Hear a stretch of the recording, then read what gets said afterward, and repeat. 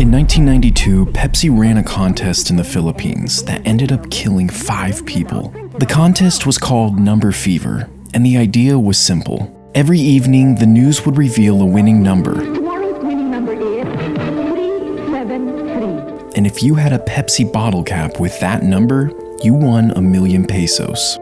Now, 1,000,000 pesos in 1992 was life-changing for the average Filipino.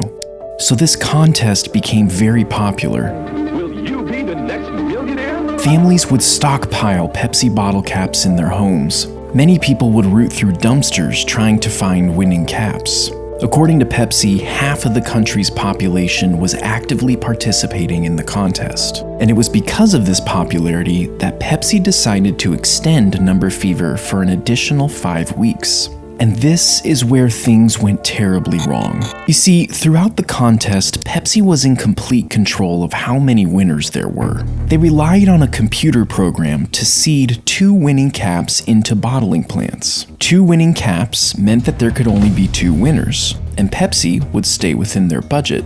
But something went wrong after they extended the contest. The computer program glitched, causing some numbers to be mixed up. And on May 25th, 1992, at 6 p.m., the Channel 2 Evening News called the winning number 349. And while there were only supposed to be 2 winners, hundreds of thousands of Filipinos began to celebrate. You see, 349 was already designated as a non-winning number, and because of this, bottling plants were free to print that number as much as they wanted. This resulted in over 600,000 349 caps circulating in the Philippines. 349 was such a common cap that many people had more than one.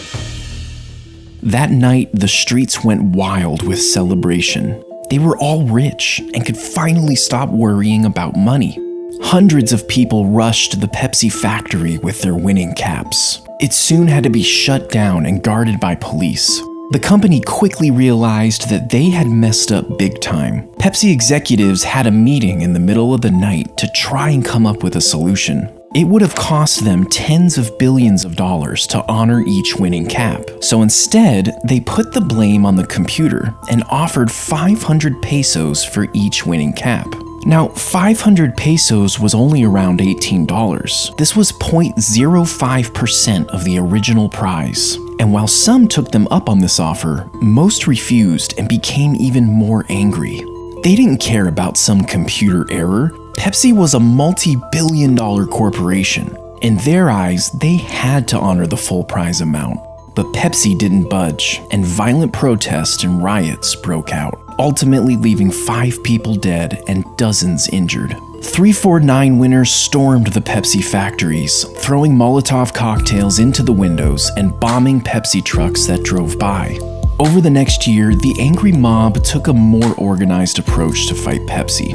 Coalition 349 was a group of winners that took legal action against the company. They elected a local preacher named Del Fierro as their leader. He rounded up over 800 349 winners in an attempt to sue Pepsi for over $400 million.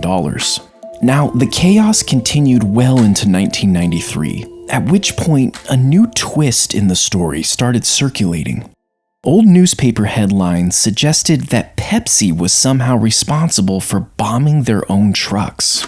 These headlines were based on a testimony from a police officer. He alleged that in order to paint Coalition 349 as terrorist and damage their position in court, Pepsi hired mercenaries to infiltrate these groups and cause the riots. More testimonies surfaced of people claiming that Pepsi had paid them to start trouble and cause mayhem. A Pepsi lawyer quickly denied the allegations, and that was basically the end of it.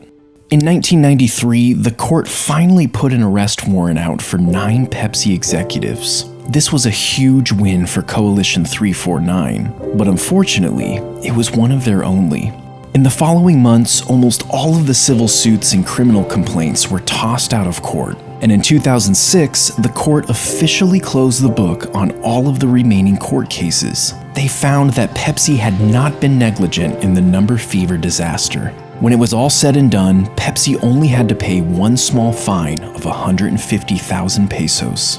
Many Filipinos who experienced Number Fever are still traumatized to this day. Even mentioning the word Pepsi around certain groups is frowned upon. Pepsi was recently asked for their response to the number fever disaster, and they came out with this statement. These events took place almost 30 years ago, and none of the executives familiar with this program are at PepsiCo anymore. We deeply regret any pain and suffering our mistake caused the people of the Philippines.